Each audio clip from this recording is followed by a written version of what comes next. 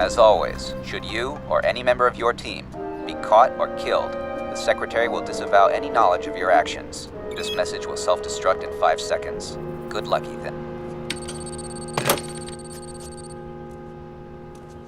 Hello and welcome to episode 347 of the Filmmakers podcast. This is a podcast where we talk filmmaking, from indie film to studio films, high-end TV, and everything in between. How to get them made, how to make them, and how to try not to royally F them up. In our very, very humble opinion. Because on today's show, it's a very, very special show. We have the director, the writer, the superstar himself, Christopher McQuarrie. Ladies and gentlemen, he's on this week's Filmmakers podcast. This isn't a joke. This was Mission Possible. This is one of the most exciting guests we've had. It really is. He's really up there. Some of his credits include, let's read off his writer credits first. He wrote Public Access, The Usual Suspects, which he won an Oscar for. Rightly so. Indeed. Valkyrie, The Tourist, The Mummy, Jack the Giant Slayer, Edge of Tomorrow, and his directing credits include Way of the Gun, a lot of people's favourite, that one, Jack Reacher, Mission Impossible Rogue Nation, Mission Impossible Fallout, Mission Impossible Dead Reckoning Part 1, and Mission Impossible Dead Reckoning Part 2, which we can't talk about that until 2025. But we're here to talk about Mission Impossible Dead Reckoning Part 1. Did we mention Top Gun Maverick? I feel like we should definitely mention that one. We should, because he also wrote and produced that as well. What a legend this man is. I know. I'm Giles Alderson. He is. And you are? Dom Lenoir. And Dom Lenoir is a writer, director, and a producer.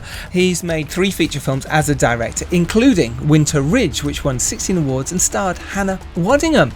He produced over 10 features now, including, very recently, When the Screaming Starts, I Love My Mum, and The Unreason. And this is Giles Alderson. Oh, hello. Writer, director, and producer, known for Millennium's studio movie The Dare, yes. World of Darkness, Arthur and Merlin Knights of Camelot. His most recent directed film included The Stranger in Our Bed, starring Samantha Bond and Emily Berrington, Wolves of War, a World War II feature film. He also recently produced 3 Day Millionaire, starring Colm Meaney, which got up to number 5 on the Netflix chart recently. Hey! But enough about us. So what do we talk about, Dom Lenoir, with this legend that is Christopher McQuarrie? We talk about story. Woohoo! We talk about making the audience care about action scenes, and we talk about writing story around specific castings. Mission Impossible as a great example. Yeah, we also talk about his past, how he started working on Mission Impossible as well, and his work with Tom Cruise. And we touch on his debut movies, Public Access, Usual Suspects, and Way of the Gun. We also asked you, lovely people, for some audience questions. We had some incredible questions, but obviously with someone like Christopher with so much valuable information, we only had a limited amount of time. Yeah, and we asked as many as we could. Christopher was amazing with his time, wasn't he, Dom? He really went there with some of his answers as well. Just what a guy. He was, and I think this is such a fascinating episode because we really did tie it into story and we really did tie it into performance, and I think the sort of the trio of how this all comes together with the writing, the casting, the performance, and the storytelling, it really is a fascinating insight into the genius of making a blockbuster movie that actually has meaning and doesn't lose your audience. Yeah. He understands story at such a deep level, like what scene doesn't work, what scene does work, how to get feedback from people in audience screenings, all of these fascinating things that you need to fix to make a film gripping. And we love this film. I'm a huge Mission Impossible fan anyway, and I couldn't wait to see this, and I really wasn't disappointed. Honestly, it was just brilliant. It was so fun, so thoughtful, so intelligent, so the kind of movie that you go to the cinema for. This is what cinemas, I feel, are made for, this kind of a movie in today's age. It's just fantastic. It is in cinemas from the 10th of July, so I suggest you find the biggest screen you can. With the dolbiest sound possible. And even more exciting is next week. We're kind of doing a Mission Impossible Part 2, but it's not Dead Reckoning Part 2, it's the podcast Part 2, because we are going to... Pod Reckoning. Pod Reckoning, I like it. We're going to have on for you Eddie Hamilton. Yes. The editor of Mission Impossible Dead Reckoning Part 1 and Part 2. The editor, you could say. The editor. God, you're on fire. There's going to be also 2 other guests. Absolutely outrageous guests, which we're not going to tell you yet, but we're not going to tell them. You will be very, very excited when you see. And it was filmed, so we got something special, really special for this plan. Yes, so that will be on YouTube for you. Keep your eyes and ears peeled. But that will be next week. Also announcing the post-production Demystified, a Zoom course for producers and directors. It is Saturday, July the 22nd from 1 p.m. UK time onwards. We have teamed up with the Cutting Room to offer a comprehensive walkthrough of the entire post-production process. More info to that is in the show notes. So thank you so much for listening. I hope you get from this as much as we did. What an absolute delight to talk to Christopher. Honestly, I felt like I was in the presence of genius with him. It was just incredible, wasn't it? I was like, yes, you know exactly what you're talking about on the film set. So knowledgeable. Yeah, everything that goes into that man's brain just is pure story, and you will learn so much on that. I think that's the real takeaway for me. Totally agree.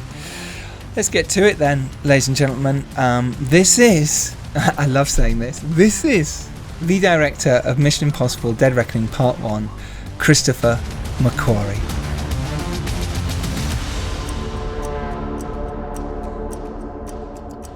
Well, welcome to the Filmmakers podcast. Thank you. Glad to be here. So we're very much a filmmaking podcast, so we're going to go into the details of how you make films, how you got there, the fun and tricks and the challenges along the way. Okay. First of all, a massive, massive, massive congratulations on the movie. We watched it last night. It was unbelievable. Thank you.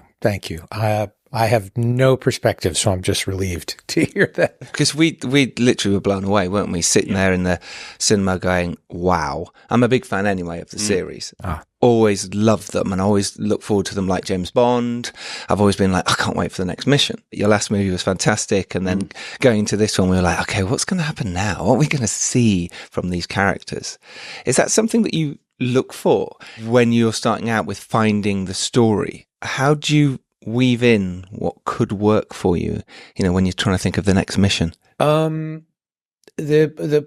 biggest thing is always character, the character journey. I will always hear Tom going all the way back to the first time I worked on Mission was Ghost Protocol. He's always looking for ways, the word he uses is to be hooked in to the character, to be invested in the character. And these movies, because they're about big global stakes and world-threatening plots, that creates a lot of obstacles for being hooked into the character. It's not enough to have the character needing to save the world. It's pretty obvious, and it's actually an abstract notion. The idea of millions of lives at stake, those are lives you don't really see on screen, and it all tends to become abstract. So how do we get the audience invested in the character, feeling affinity and feeling empathy for that character as quickly as you can, and then maintaining that and turning up the pressure on that throughout the story. In this, Tom is all about saving the people around him, and we care as much about them as he does. Yeah. Well, it's about placing him in a position where he has to choose between his duty, which is saving the world, and his personal relationships, keeping his friends alive. And we've pushed that a little bit further with each and every one, and then especially here in Dead Reckoning Part 1. Simon came onto the franchise in Mission 3 before I was involved in it, and I remember meeting him on the set on Ghost Protocol on the day when Tom was doing the gloves. He was being told how to use the gloves to climb up the Burj Khalifa. Yes. And and I had just landed and was brought to set and looked through the door of a hotel room, and there was Brad Bird and Tom Cruise and Simon Pegg. This was my first moment on Mission Impossible. And Tom saw me in the hallway, and he said, come here, McHugh, come in here. And he's got the gloves on, and he said, we're trying to explain these gloves. The explanation's too complicated. It's too wordy. And we need a simple way of expressing how the gloves work. And I said, well, how about blue is glue and red is dead? And Simon Pegg and Brad Bird were looking at me going, who is this guy? Like, where did he come from? Plucked off the street. Yeah. Literally. And Tom was like, guys, this is McHugh. We worked together on Valkyrie, and he's going to be rewriting the movie. And everybody was and I looked like they were all looking at me like I had snakes coming out of my ears. I bet. And Ghost Protocol was 10 weeks into a 17-week shoot when I was parachuted in. And they'd shot all the big exterior stuff. And they'd done the whole climbing up the Burj. But they hadn't done what I call the reasons portion of it. And the reasons are the thing that we contend with most in on set, in phone booths, in cars. You squeeze them into smaller and smaller sets because a lot of times the reasons need fine tuning. You can reshoot and alter the reasons. You can't reshoot. You can't go back to the Burj and shoot him on the side of the building, at least not easily. So I had come in and was looking at the reasons for the story as an outsider who was not immersed in the movie and had a different perspective on it, and said, okay, we got to rewrite all of these things that you haven't shot yet. And you have to reshoot specific things that you have shot, but only because, and I could only do that because the sets still existed. Right. And that led to my first conversation with Simon Pegg. And I ended up in a trailer with Simon Pegg, Jeremy Renner, and Paula Patton, and was explaining to them how everything they had been shooting for the last 10 weeks was no longer the story they were shooting. What a great intro. The popular guy. Oh my God. And they were, and now they're looking at me like I'm a lawyer who's come in to repossess their car and evict them from their home. And Jeremy and Paula were completely thrown, because suddenly Jeremy Renner's backstory got tossed out. And Paula Patton's story was changing right before her eyes. And Simon was losing this mass gag that was the big mass gag in the third act of the movie. And because I had the perspective of not having worked on the film, I could see that the mass gag cost $15 million. Because of all of the complications associated with getting one to that mass gag. That was a big learning experience for later missions, because you get tunnel vision, you get caught up in things you think you have to do, and you forget how you got there. And so to have moments of clarity in real time while you're making your own movie and say, do I really need this? Why am I?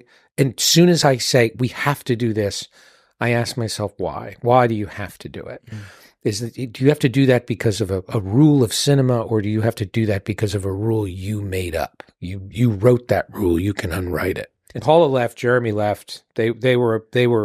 I don't want to say they were satisfied, but they were accepting of their fates. And Simon was really struggling with this mass gag thing. And I said, why is the mass gag important? Why does it matter to you? And he said, because I don't want to just be the computer guy. And I see if this is the one thing I had to do in the movie that wasn't just being the computer guy.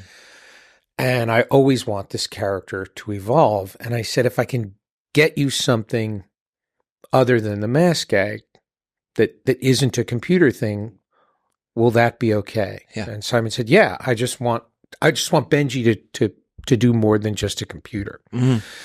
So that became a series of negotiations whereby I presented the end of the movie to the studio, who were very reluctant to make changes this late. They were just panicked because we were seriously altering the movie.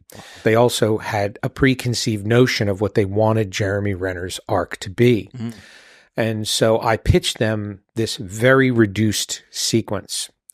Because Brad Bird had pre-visualized the entire parking garage sequence. I don't know if you remember that whole. Okay, my assumption is you've seen the movie. Yeah. Yes, of course. Definitely. So if I sound presumptuous, that's why. So the parking garage sequence had been pre-visualized within an inch of its life. Brad's an animator, and he had totally figured out that sequence. There was then this sequence on the page with the rest of the team, which could in no way, shape, or form be integrated with this parking garage scene. And a lot of the script was written like that. There were fantastic ideas, but there was no way to edit them together. There was no way to interlace them. The upstairs-downstairs sequence was the same way. There was a great scene upstairs and a great scene downstairs, but you couldn't actually realistically intercut them. And what you had to do with that scene is write it in real time. You had to actually edit it on the page. And because I had a lot of experience in editorial, that really served me on Ghost Protocol. I was giving Brad Bird the pieces that he needed to serve him in the editing room. And everything was being done with Brad's understanding. I would walk up to Brad and say, here's what we're doing. The parking garage sequence, when I went and looked at the Previz, which thankfully was very much like it was in the finished film, I could see places where I could cut away for short periods of time. When Tom and the villain are running up a staircase, you could cut away for 30 seconds. When they were fighting, you could cut away for 5 or 10 seconds. And everything that you see Paula and Jeremy and Simon doing in the third act of the movie is written in those segments where for the amount of time you could cut away. It was all written within the limitations of how long can I actually leave before when I cut back to the garage, I'd been gone too long. And that, of course, meant that this big giant sequence that was way too expensive anyway, and there were budget problems and they were looking for ways to cut costs, it could be dramatically reduced, not at the expense of the movie, but actually in service of the movie. Wow. And I pitched this idea, and the studio was naturally excited about the idea because it was saving a lot of money. And once I got them on board with the idea, and in the pitch that I gave them, Jeremy Renner kills the other villain, the number 2 guy, with whom he is fighting throughout that sequence. And the studio loved it. They were very excited. And I got to the end of it, and I said, there's one more idea, which I think takes it a step beyond. And that is this idea that Benji actually kills the villain and saves Jeremy. And of course, there was immediate resistance to that idea. But and that's why I didn't pitch it right away. I saved the idea that I knew they would reject.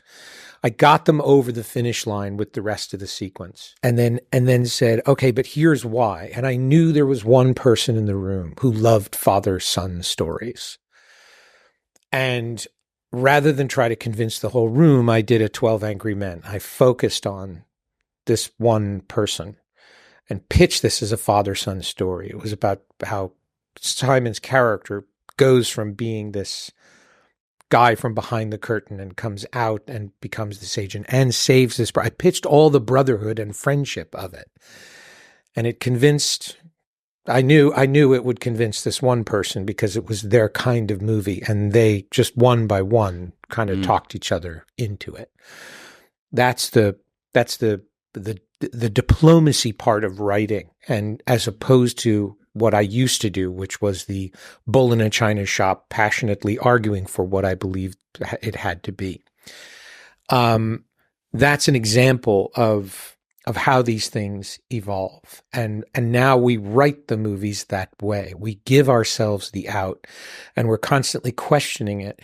And now Tom will come to me with a big idea, or sometimes a small idea. Come to me with a small idea happening in the midst of a big sequence.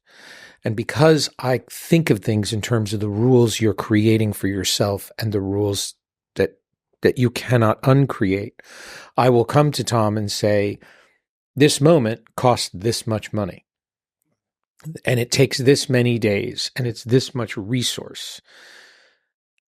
How much do you want this moment? And we will evaluate that. and say, yeah, that's actually worth it. That's actually, in terms of what the audience is getting from it, that's a big value. It's a big moment, and it's a big feeling. It's worth the investment. And sometimes we'll look at it and just say, God, that's a lot for a little. And is there another way we can get that same feeling but reduce those? So when you're looking at Dead Reckoning, you're looking at the cost versus feeling ratio being constantly thrown out. I think that's one of the things where you succeed, and I think a lot of filmmakers don't. And I think that was one of the reasons I love Top Gun so much as well, is which you're involved in. It doesn't matter how much action you have. If you don't care about the characters, you could have a 15, 20, 30-minute sequence and the audience just switches off.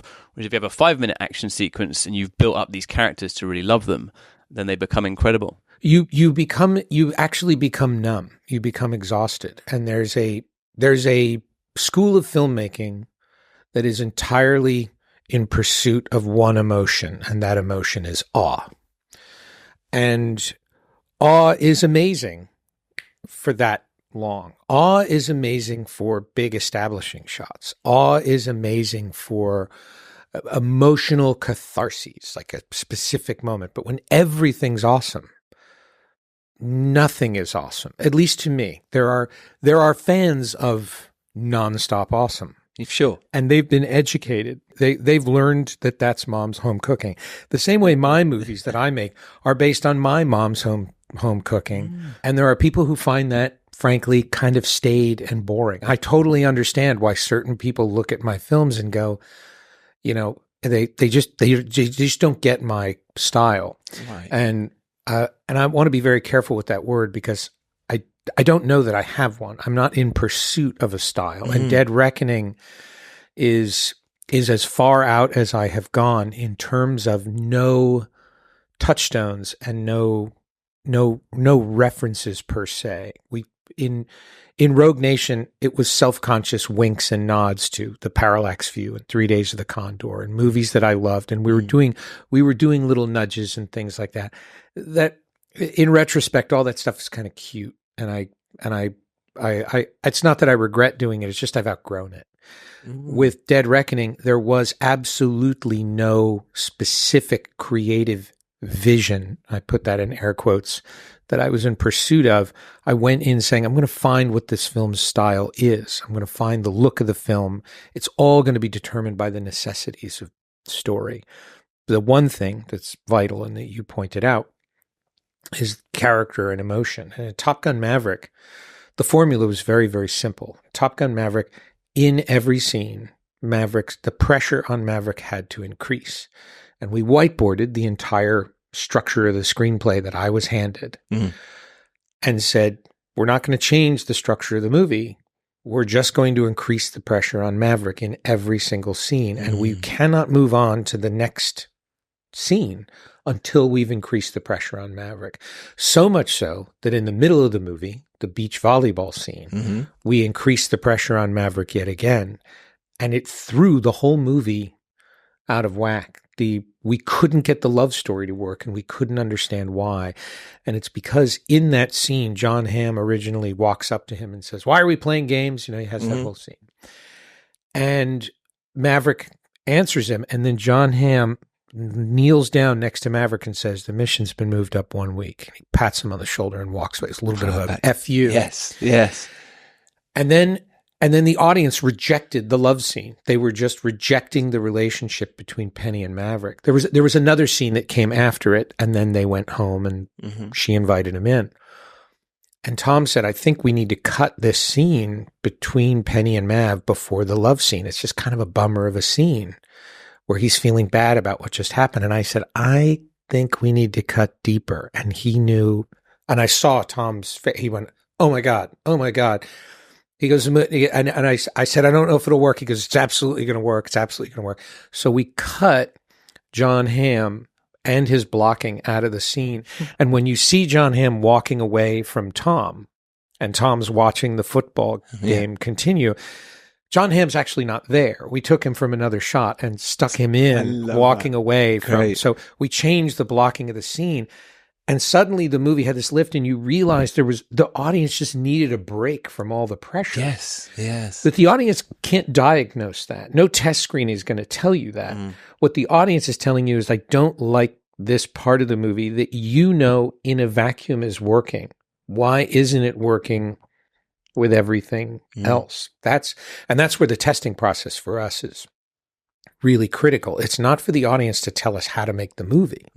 It's for the audience telling us, this is where the movie's not working for me. Every note, even the worst note I've ever received, the subtext of it is, help me like your movie. It's not the solutions I'm looking for. It's the diagnosis. And what Tom and I talk about all the time is a pain in your arm can be an indication of a heart attack. Yeah. Amputating the arm will not solve the heart attack. No, totally. And so the note is usually a literal one. The audience doesn't like the love scene. The solution is cut the love scene. And Tom and I are looking at going, no, why don't they like it? And what are the things leading up to the love scene that make it a problem? Where does this come from? As in this, you understanding a lot of this stuff when you first wrote Public Access, and then you wrote so many other things before Usual Suspects. But this actual knowledge of understanding what people want and saying, let's go for story. Where do you think it comes from? Well, I do not mean this to insult anybody involved in the production. I find Public Access to be an objectively terrible movie. And it was a movie that was made, oddly enough, much in the way I would make movies later on. We were scrambling to make a movie. We were given the opportunity to make a film. We had the plot was just thrown out there. Because it was thrown out as an idea on the spot, and it was an adherence to rules that we created and did not have the experience to uncreate, and it only worked. And I say that in the most figurative sense, in that it went to the Sundance Film Festival and it split the grand jury prize, and that's because there were 4 jurors, and 2 of them hated our movie and 2 of them hated the other movie. Right. And now there are 5 jurors. So that'll never happen again. Got you. And because it had a political thrust to it, it was in the right place at the right time. But if you step back and you look at that movie objectively, there is depth for considering how much it was made for. There's some fairly inventive filmmaking, but it's a mess of a movie. But you got it made. That's the we thing. got it's it so made. hard for a first but time. then when yes, and that was a testament to a million other factors that led to that.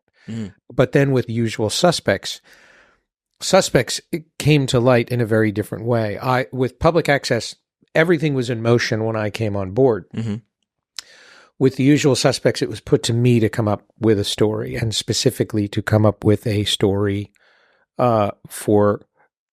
I had come up with the title, and then I came up with the poster, and then I was told to come up with a movie to go with that poster. Oh, wow. Okay. And then I came up with the ending of the movie, and everything was reverse engineered from that.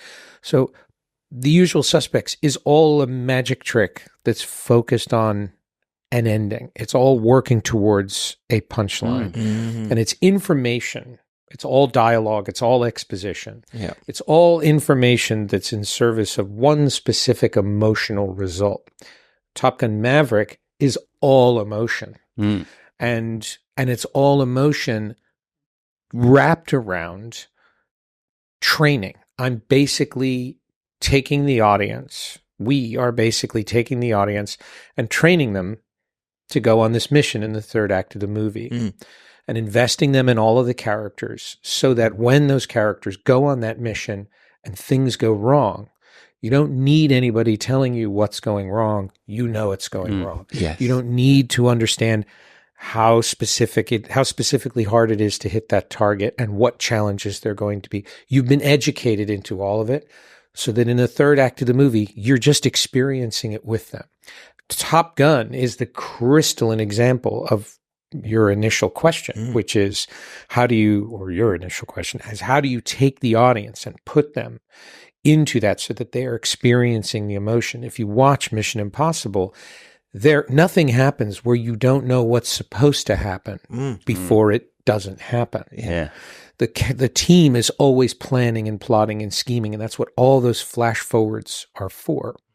It's all to create a sense of, here's what's got to happen. And if any one of these things doesn't happen, everything's going to go wrong. Everything that's supposed to happen allows you to go, oh, this is not, you're now in the experience with Ethan. So how do you work in, because obviously you have a really good grasp on story and characters.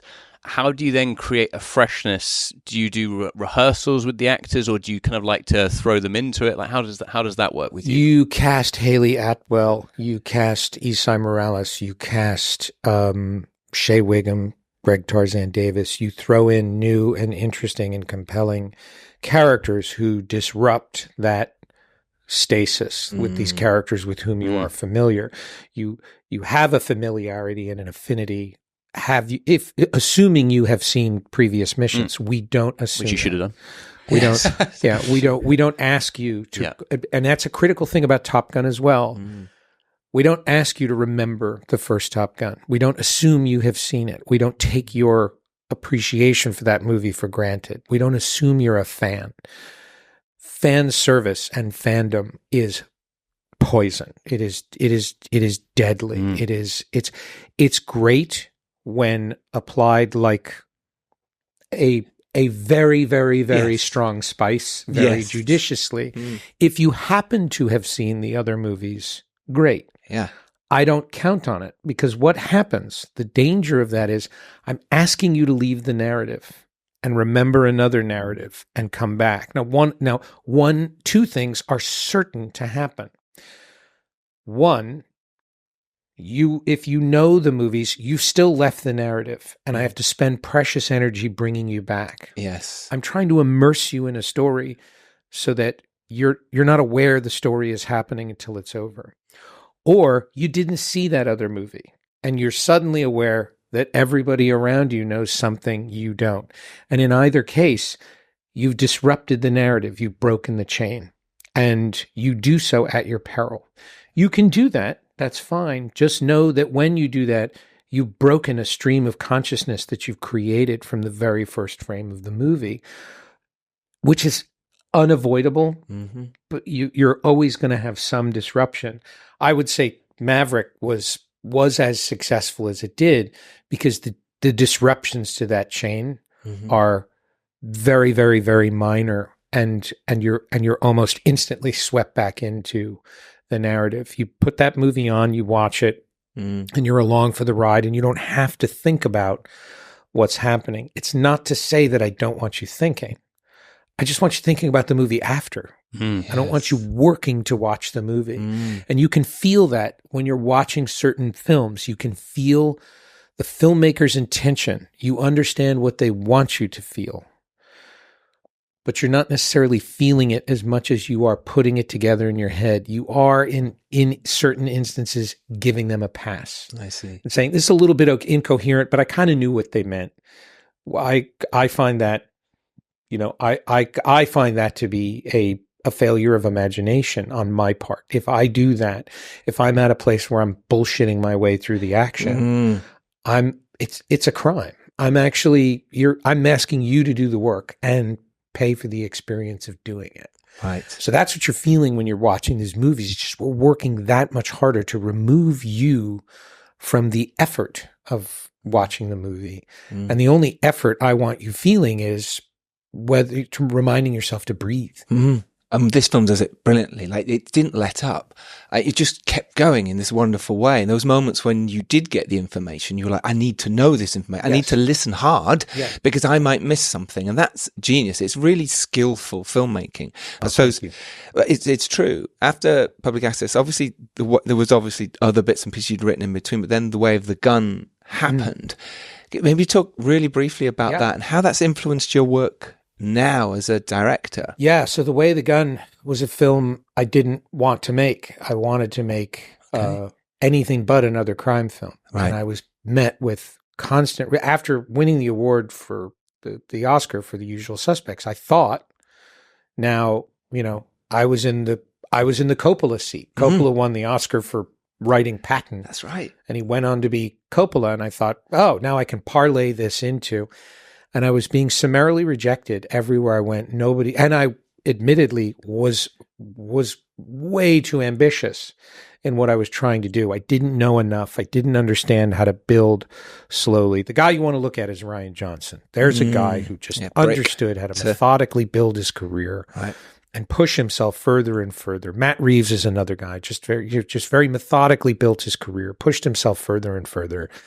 Don't emulate my stupidity. Emulate their very smart, very, very rational, frugal filmmaking. They're also not indulgent. As big and as ambitious as they get, they're not indulgent filmmakers. Nolan, another one. Chris Nolan, probably the crystalline example of a guy who went from Following to Memento to Insomnia. You watched him just kind of slowly spreading his wings, and he's always very conscious of the cost of his film, who his films are for. He's already marketing the movies. He's making the movies. Very, very smart about how the industry works and how to control all that stuff. I did not spend the first 20 years of my career doing those things. And that's why the second half of my career is the way that it is. And The Way of the Gun was an opportunity to make a movie that I didn't want to make. And I made it with both middle fingers extended. I made a film that was an attack on what I thought were the tropes of that genre. It ends up being a movie that is compared to Tarantino, while all I was doing was trying to tear down what that had become. And it also was a very deliberately opaque movie. I wanted to make a movie for smart people who like dissecting movies the way that I did. And I made a movie that forced you to have to do that.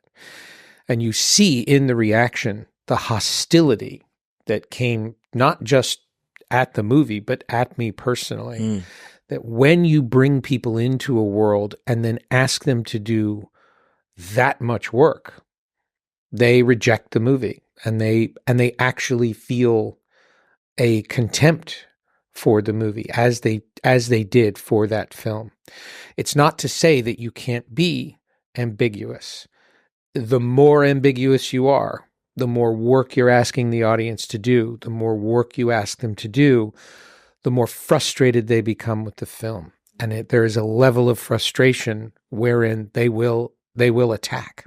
So how do you find that balance? I mean, looking at those kind of examples, like The Usual Suspects, or any film where you're revealing nuggets of information, you've got to sort of be on side with the detective. Like, how do you find that balance of them keeping the audience not knowing what's going to happen, but also avoiding what you're talking about with the shortfall? When I came to working with Tom, he really crystallized it. He said confusion leads to boredom, and boredom leads to frustration. And he just sees it. For him, it's all a mathematical formula that is in no way, shape, or form formulaic. For him, it's all emotional.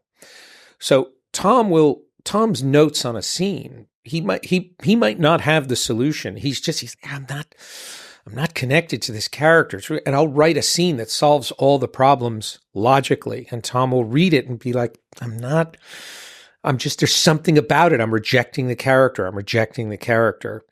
And it forces, but now when he gives me a filter to reevaluate the scene, he'll give me a note. If you give me a note, if you watch the movie and if you watch Dead Reckoning and say, I just read someone's comment on the film about how the dialogue, they had a note about the dialogue. It was a very critical note about the dialogue. I'm going to watch the film again tonight with the crew, and I'm going to watch it through that filter. Okay. I'm going to say, why did the person interpret the film that way? I'm not going to walk away from it going, hey, I got really good reviews on Dead Reckoning, moving on. I look at all the criticisms of that movie and don't take them personally. I reevaluate the movie that way to say, okay, why are they looking at it that way? Is it something I can fix? Is it something I need to fix? Is it just their taste versus my taste? Or, oh, I see their point there.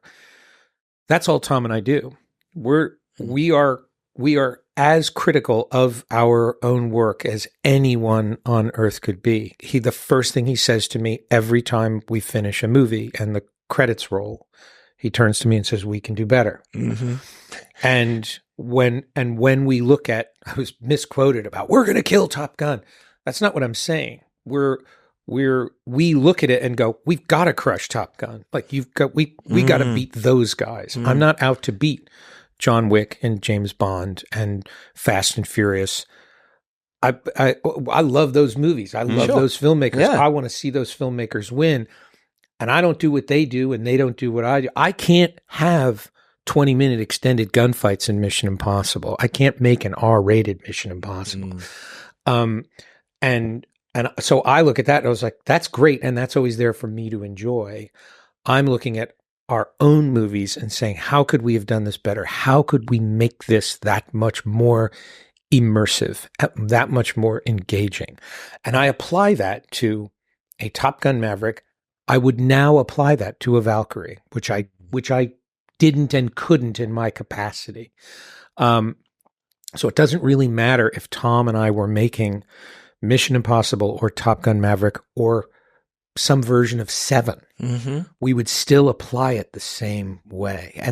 But which, by the way, that's a film he and I study constantly. We're looking at that film because Seven is a bleak, dark, gnarly movie that's imminently rewatchable.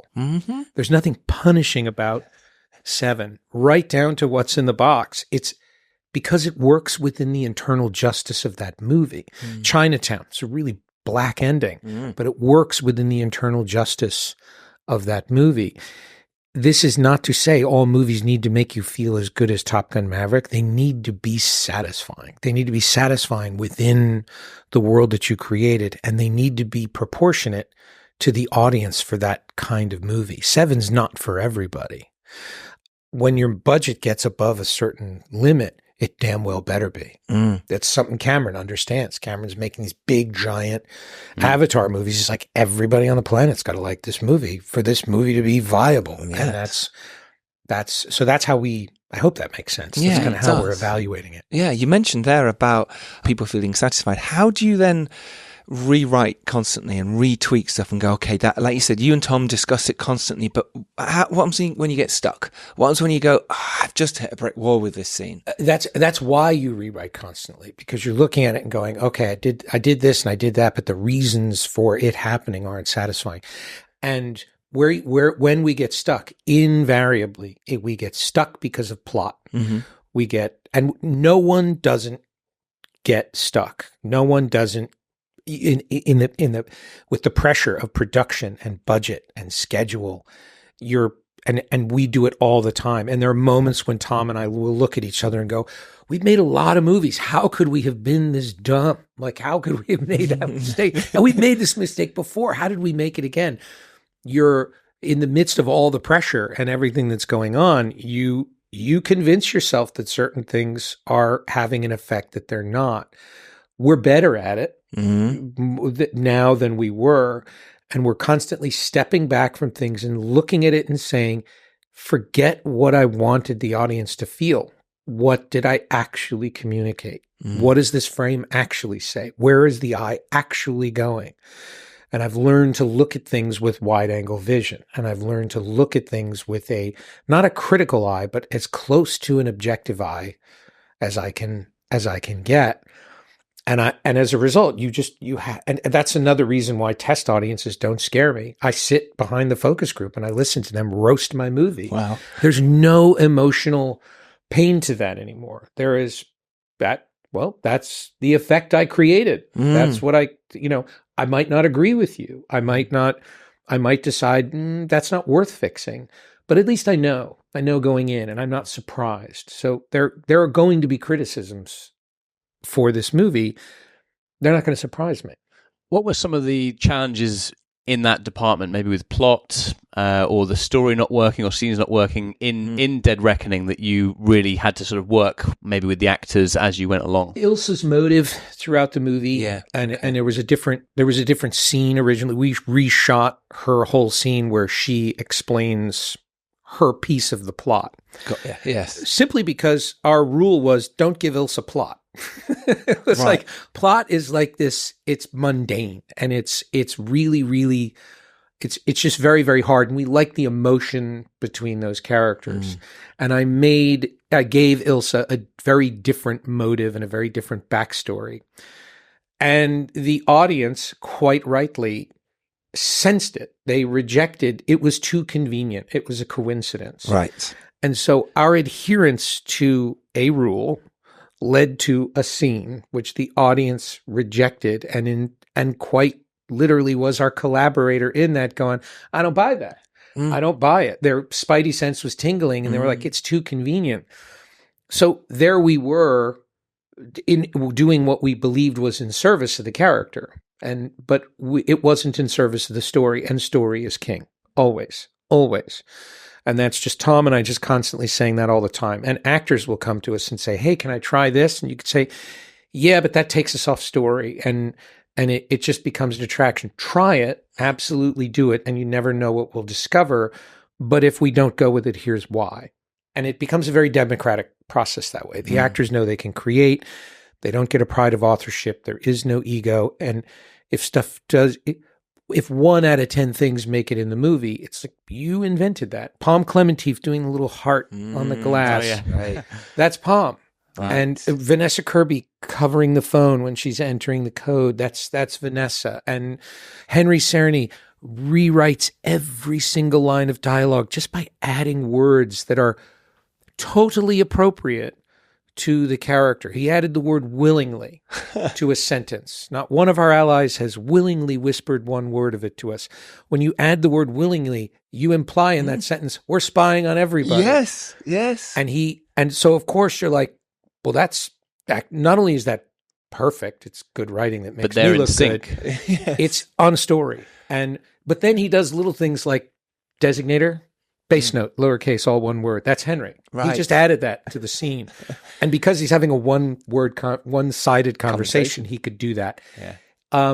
Those were all things that add flourishes and add character, and it adds texture that we love. There are other things where a deeper relationship between two characters, you're suddenly starting to think about things other than where we want the story to go. And we pair them back. Vanessa Kirby in the train sequence has left an entire movie in the editing room of just I can imagine the absurd number of options that she gave us that were so amazing. There was such phenomenal performance, but you found yourself getting frustrated by the movie because it was taking away from the ticking clock, and you were getting less and less invested in the character. Yes. In that scene. Yes. You know the character I'm talking about. Yes. So so we're always kind of playing what I call clutch and gas. It's if you've ever driven a manual car, most of the people I'm talking to haven't and never will. It's like a manual in England. Yes, you like a we manual. do. You're letting off the clutch as you're pushing down on the gas, and vice versa.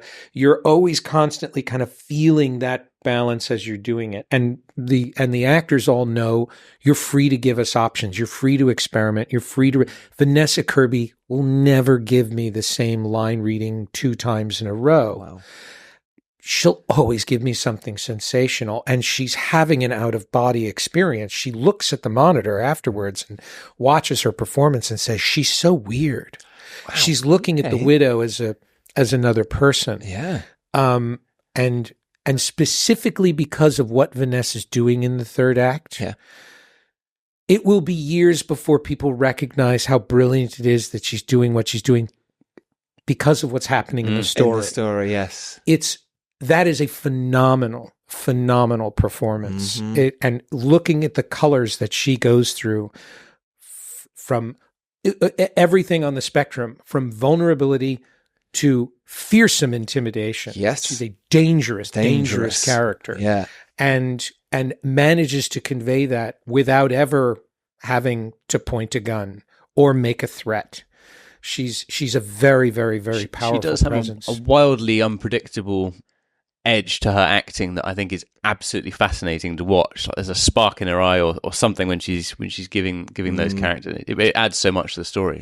I gotta say, all the women in the movie, really all the actors in the movie, when you look at the performances in the film, you're looking at inventive but inherently present actors, each of whom brings their own subtleties and their own personalities to it, because we don't write a role and then cast an actor. Mm-hmm. We cast an actor and then tailor the role. Clever. Yeah. Everything you're seeing coming from those actors is coming from within them as much as it's coming from the screenplay. The screenplay is following them around and saying, how about this? Yes. That's why after you've watched this movie a couple of times, when it comes out on home video, I urge everyone to watch the movie with the sound off and just follow Haley Atwell through the story and watch her performance, her expressions, the rhythmic subtlety of her behavior. Watch Vanessa Kirby, her mannerisms. Watch Tarzan standing behind people. Yes, yeah. Try not to watch Palm Clementieff wherever she is in the frame. You can't help but watch her face. Yes, Yeah. And then at the top of all of that, so really critically, watch Tom Cruise. And Tom Cruise, who has a very different responsibility, and these are his words, he'll say, I have a different responsibility as a leading man than I do as a supporting player. Frank T.J. Mackey, Incredible performance. has amazing performance. He has different responsibilities. He's not a leading man. He's not carrying the role. And that's not a character you have to care about in the same way as you do about a leading man in a protagonist-driven narrative. An ensemble narrative, you have different responsibilities. And so for Tom, he looks at Frank T.J. Mackey as it's a performance of which he's very proud. He looks at it and he was like, that's not a challenging performance. Like, that's not a high wire act.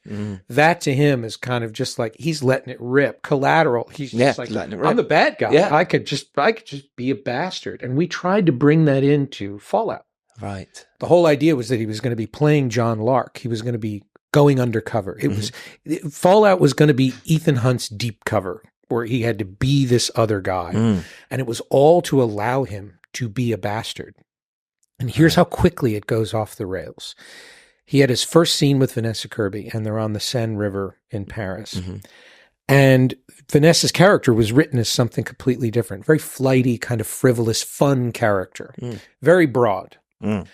And while we were doing it, now imagine Tom, I'm shooting over Tom's shoulder, and I stand next to the camera. I'm very, very inside. That's why COVID was very frustrating. Yes. You couldn't be in the action.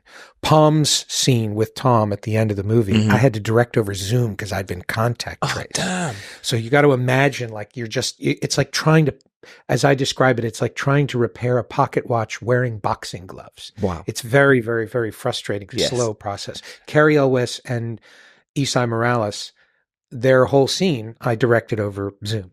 I wasn't there physically on set. That's amazing. And it's and as frustrating as that was, when it was over, I then realized, I can direct 2 movies at a time because I can put second unit on Zoom or Splinter unit, shooting all my inserts. I had them on Zoom while I was standing next to the monitor. Once you learn to do it, it became another tool. But while learning it, it was like learning to walk again. Yeah. So where it goes off the rails. So Vanessa Kirby, we're shooting her character, and none of what was written on the page in a preconceived notion of who this character was at all interesting. It was coming at the expense of Vanessa. She was a flighty, frivolous character, but you could see this actor had such innate power. And danger. Yeah. So Tom and I kept reaching for the danger of this character. The threat was in the plot. And we realized the threat is much more interesting when it's the character. And you watched as Vanessa settled in. And when she's saying, I want her, Larkin, you're going to bring her to me, you see her become this very intimidating character. Well, Vanessa was, her first day on mission, was prepared for the script and was suddenly turning into this other character, which is very destabilizing for a lot of actors. And we just kept saying, it's okay, just go with it, just go with it.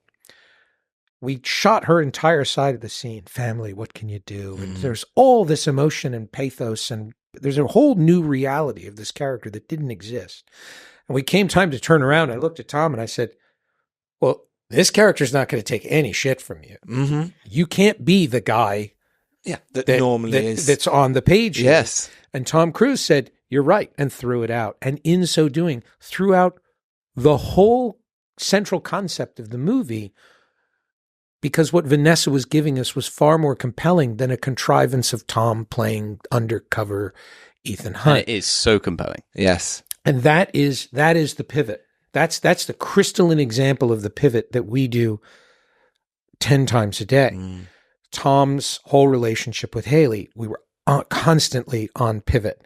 We were trying to find the dynamic between these two characters that was different from the dynamic with all the other women that are in the movie, and a dynamic that served Haley's it. And Haley has it. And we've been looking at Haley for 10 years. Yeah, I saw her in a play, right? Yeah, I saw her in the Pride. And yes. I had seen her in other things, and I'd had an eye on Haley, but it was when I saw her in this play that I realized, oh my God, they've just been sticking her in period gowns and kind of relying on her phenomenal cheekbones. And there is this whole other depth to this character.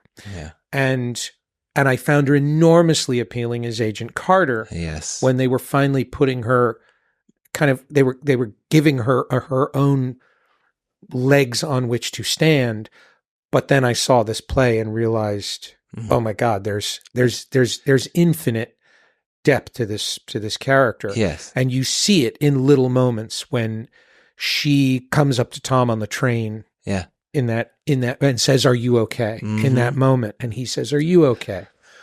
And she just has that the wonderfulness of her. Then, yeah, absolutely. That is a snippet of 30 seconds that Haley gave, where we didn't know what Tom said to her at that point. Right. Okay. All I said was, go up to him and say, and just give me what you're feeling, having just been through this experience. Summarized in one word, which I won't tell you, because when she did it, her motivations on the train were entirely different than what you saw in the movie. We changed the whole scene. It was a different scene. So Haley was giving me a completely different performance, none of which matters. It's the emotions in the moment. Yeah. And so she didn't even know what Tom was saying, nor did I. And it was only when I saw her do it that I realized, oh, I know what Tom is saying. Yeah. Okay. So what we're doing is the actors are giving us these emotional building blocks. They're creating these puzzle pieces, and we're then creating the pieces that complement it. So that scene exists entirely because Haley, with a single word, dropped down in front of Tom and gave him this vulnerability, gift, if you like. Yeah. And the shame of it was that in the course of a giant movie like this, you couldn't just stay there for 30 seconds with her because the audience is going, where's the key? Yeah, exactly. Yeah, it's like, the movie is happening. What are you doing? And I kept lingering on it. Like I kept trying, I cut it second by second, wanting to frankly indulge. I wanted, the performance was so good and the performance was so affecting but what was interesting was that if you stayed in it too long, you became frustrated because now you started to feel the character making it more about herself than her purpose. Yes. And when I cut it down to that, you actually felt more for her. Yes, you did. Yeah. And I suppose it's very much a balance. And we talked about sort of push-pull as well, because you've got the sort of the complete enigmaticness of Vanessa Kirby or Rebecca Ferguson. You've got these like really larger than life characters, but you also do need the nuances. And Hayley Atwell's character, it is very soft, but there's a hell of a lot going on there. Mm-hmm. Do you find that you have to kind of balance those in the edit to make sure there's the right amounts of that kind of softer energy and the more intense sort of moments between the characters? Some of it's in the edit, and when you have actors like Vanessa and Haley, they give you such an embarrassment of riches in terms of options. It's quite literally like turning it up and down. It's like mixing music. You just need a little more horns and a little less. And Tom is the same way. Tom will just give you option after option after option. And the actors have all Ving Rhames is amazing. Ving Rhames is just like, give me the line, I'll give it to you 5 times. And he just go bang, bang, bang, bang, bang. and so there's a cold reading and a warm reading and a funny reading and a dark reading. And it's not to say we don't do the scenes at a run. We just then understand, it's all in pursuit of affinity. It's all in pursuit of a dynamic. The scene with the guys together in the airport lounge, we shot that scene twice. First, we were really rushed when we shot it. The set didn't look right. The lighting didn't look right, but the dynamic wasn't right. When Tom's walking through the airport, well, he's at this big giant airport in Abu Dhabi that we shot a year before. Right. Yeah. That I knew I couldn't go back and get. Mm-hmm. But I needed a team scene. I needed to feel the friendship before the action could happen. Right. So I just said to Tom, just walk through the airport and say adverb. And Tom just goes, probably, definitely, permanently, maybe, knowing that I'll now have the pieces to write a scene between Luther and Benji in which Tom is participating. That's so clever. I love it. What Tom is giving us, his dialogue is a complete generality. Yes. His performance is the specificity. Yeah. So Tom walking through there and you just see him, his only direction was, love these 2 guys. Like, these are my friends. They're your friends. And you just enjoy the moment you're having with these friends before everything goes wrong. The emotions matter more than the specificity of plot, which is completely malleable and completely fungible, knowing that if I know where I'm cutting to is, Benji in the car during the 3rd act of the movie. Mm-hmm. We knew that wasn't shot in Norway. We shot that in Yorkshire, right? We shot it on a test track in England. Amazing. And we had a circuit. It was like a mile-long circuit. Mm-hmm. And I'm laying down in the back seat. And Simon Pegg and I are just saying, okay, try this line and try that line. And we have the script. We have all the other things we've shot. Mm-hmm. And when something seemed funny, we moved on to the next thing. I love it. Look, you're brilliant with actors. It's very obvious. Well, I have brilliant actors. That really helps. They're not bad. Really helps. They're not a bad bunch. I think it's one of the best cast actually movies out there. Like, it has some of the oh my God, absolute it's a top. murderer's row. When I saw the picture of all of them in front of the Spanish Steps, I was like, that's a damn good lineup. Cast. It's a great cast. So because of that, we've got some questions from Alderson. The first one is about actors, but because we're limited for time, let's see if you can answer these in less than 20 seconds. Nice. Always a challenge. That's a challenge. Okay, here we go. This is from Nina Christopherson, basing on the actors. What's an absolute no for you when actors come to read for a role? Don't try to be anything but yourself. Don't try to be interesting. It's just, there's nothing less interesting than actors trying to be interesting. That's a good one. And that was under 20 seconds. The most unique thing you can be is yourself. Love that. Okay. Dr. Addy asks, what leads to the choice for the scores in the MI films? For instance, Fallout was darker, and yet sometimes it's lighter and you're playing with it constantly. Some of it is informed by being different than the previous movie. In the case of something like Fallout, it was trying to go a very different approach from all the orchestral stuff I had done previously. Interestingly, Dead Reckoning is me pushing Lorne Balfe to be more orchestral, which is not his go-to. Yes. Lorne likes synth and he likes it. And I pushed him very hard in the direction of orchestral and specifically strings, which is not my comfort. I like brass and big, like gutsy music. And how do we find the emotion in strings? Sam Bradford asks, is there anything Tom won't do? Has Chris ever penned an idea and Cruise put his hand up to question it? Oh, constantly. Yeah. It'll be, and there will be times when something is too broad or too weird or too dark. And I'll just say, just try it. I said, it's your movie. It's not going to go. And he'll say, it's our movie. I was like, yeah. It's our movie. You're ultimately no matter what happens, you don't have to put it in the movie, and he'll do it. We don't say no to each other. He will suggest something to me that I don't get. The shoes on the roof of I just didn't get it, and there was no time. I was so focused on time, I wasn't really thinking about it, and shoes just became the thing. Too and big. I thought, God, we're spending so much time on these shoes when I really need to be getting off the roof.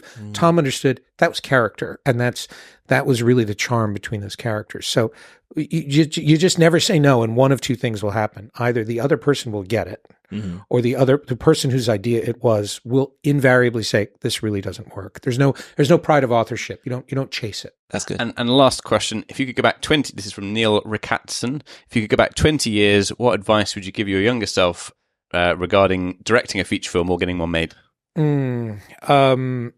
It's all about the audience. It's absolutely all about the audience.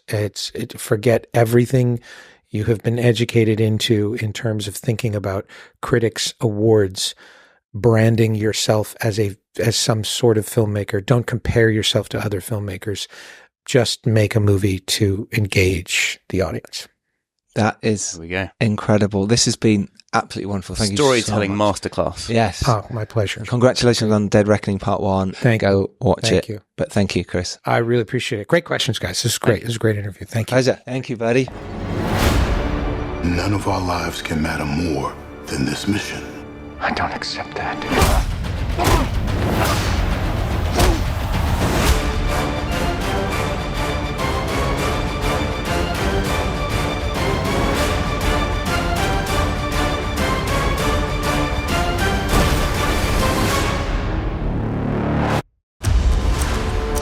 So there we have it.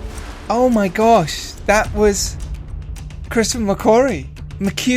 Chris. I don't know what to call him. McHugh. Should call him McHugh. I feel like I'm his friend now. What a guy. I love that. I mean, I hope you got so much out of that. Wow. Cram-packed. I loved his history, talking about, how he got his film sort of made in the first place and learning from his mistakes. God, it was like the best hour I've spent in your life. In my life. Yeah, and it was also very exciting to cover Top Gun, which is definitely one of our absolute favourites from last year. Pretty good effort. Now, Mission Impossible: Dead Reckoning Part 1 is out in cinemas from the 10th of July.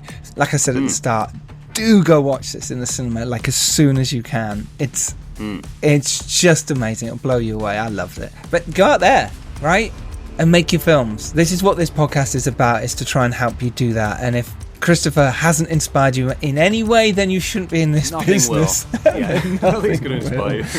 So go out there, make your films, and if you're lucky enough to rise up and do well, just as Christopher McQuarrie has done, then it is your duty to send the train crashing off the bridge again on the way back down.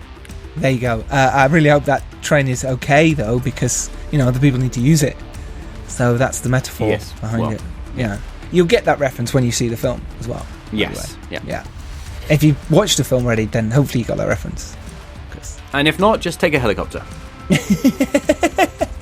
But just send it back down, because I need a lift. I need to get out of this loop we're in of elevator madness.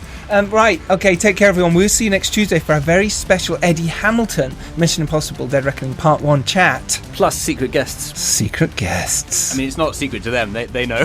They know. I hope they do. I mean, we know. We know. We filmed it. We're with them.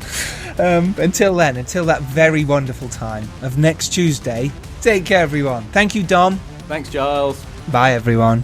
Bye.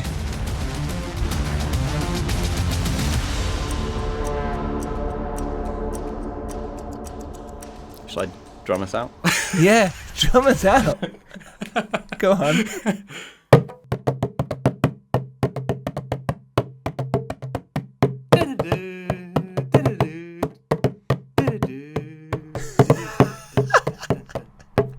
That was Dom on the drums, everyone. If you didn't know. Bongo drums. Bongo. Bongo madness. When you've got them in the house, you kind of have to. But bongos I can play. There you go. A man of many useless talents. Man of many useless talents. Congratulations to you. If Chris is listening to this, I'm sure he'll sign you up to do the bongos for the Dead Reckoning Part 2. Please do, Christopher. Please do. This podcast, should you choose to accept it, will self-destruct in 5, 4, 3, 2... Oh wait, sorry, wrong button. There we go.